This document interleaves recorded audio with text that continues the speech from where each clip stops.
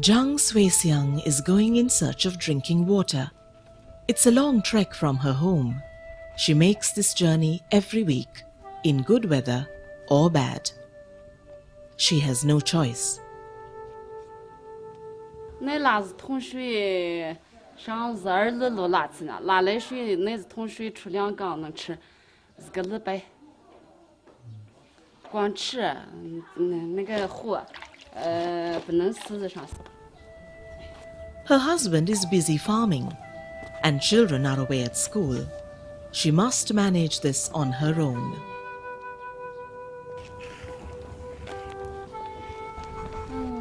这桶水怕200斤有吗？200斤。 It wasn't always like this. Until recently, she drew water from a well in her own backyard. 那之前的那水就是这个样子，那之前那水我们就吃的这个水熬，人家吃呢也喝呢。现在那个水越来越苦了，吃不成了，碱性大疼。我们就在外面吃，那个拉个车夹子车，装个桶啊，他就到外面去就买的水吃的。 The irony is that they live quite close to the Yellow River, the 6th longest in the world. Over the past 20 years, people here have watched how their water supply became more scarce and more polluted. Zhang's husband Wang Yulin knows this all too well. 原来我们这个地方的地啥都能长，种粮也能种，种瓜也能种，还长得还长东西。我小的时候，现在瓜能长这么大，没水就能长这么长。现在没了，现在不可能。 When the river water became too dirty to use, people here started tapping groundwater. They dug wells, and water was never too deep, but not for long. 以前的话挖2米子就有水，现在是挖5到6米才能接上水，但是这个水质还是不好，还是咸的，有盐碱的。 The people of Wujiatong are literally running out of water. What little they can find is often not fit for drinking or household use. It's a problem shared by millions of other people across China. This village is close to Lunshu, the capital city of Gansu province in northwestern China. For centuries, it was a gateway to Central Asia. Today, it's a modern city of over 3 million people. Lunshu is located on the upper coast of the Yellow River, soon after the river emerges from the mountains. The river flows from west to east through China on a journey of more than 5,000 kilometers. Locals call it the Huanghe River, and its basin is known as the cradle of Chinese civilization. It has been associated with China's prosperity for thousands of years. The Yellow River Basin is home to nearly a third of China's population. It grows a good part of the country's food and also produces half of the coal and a quarter of the petroleum. All this has come with a high environmental cost. Today, the river carries a heavy load of pollutants and sediments. And by the late 1990s, downstream Yellow River was running completely dry for part of the year, because its waters were dammed upstream for irrigation and power generation. Most part of Huanghe River is located under the semi-arid and arid zone, especially the middle region. It's in the loose plateau where the erosion is very serious, and it's the source of the sediment of the Huanghe River. So this sediment really causes the big problem for the health of the Huanghe River basin. Coping with too much or too little water is always a challenge in the Yellow River Basin. It receives 2/3 of annual rainfall during a few weeks from July to September. As a result, floods often alternate with droughts. A new study cautions that climate change can aggravate the existing challenges of managing the Yellow River waters. The UN Environment Programme recently commissioned a team of scientists to study the vulnerability of water resources in Northeast Asia.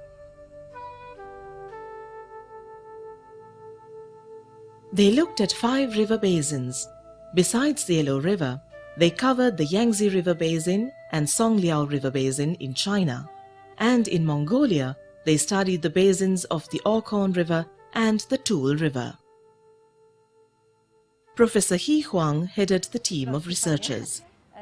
These 3 main findings is water shortage, no water use efficiency, and good initiative on improved watershed management.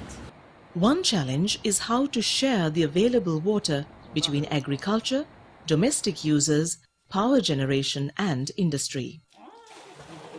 Right now, more than half of all water drawn in Northeast Asia is used for growing crops, most of it through irrigation. Yet, irrigation here is not very efficient.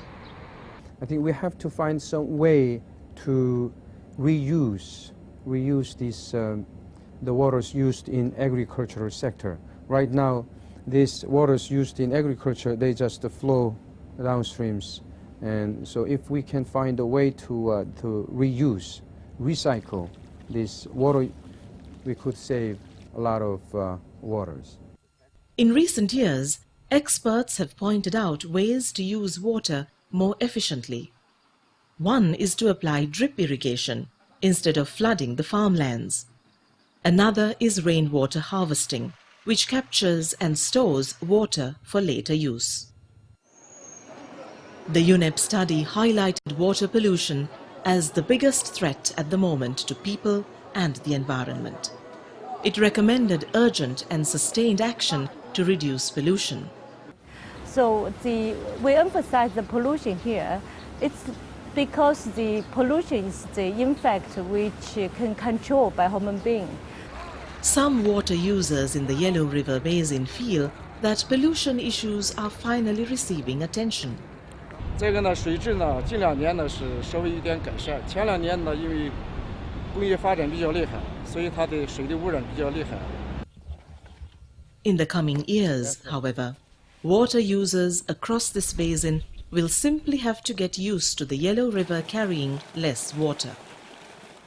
水位估计比现在要下降1半，原来都在岸边两边岸边上里面，现在都得下到岸边，两边的那个河床都裸露出来了，杂草都出来了。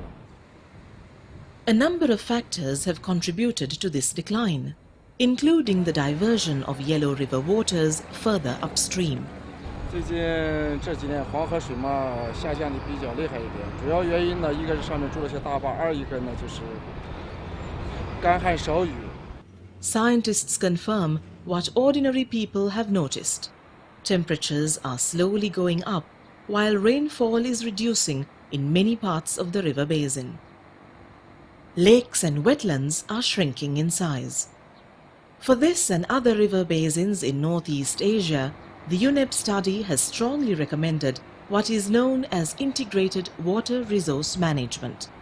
That basically means the different institutions must better coordinate what they do with the river's waters, when and how.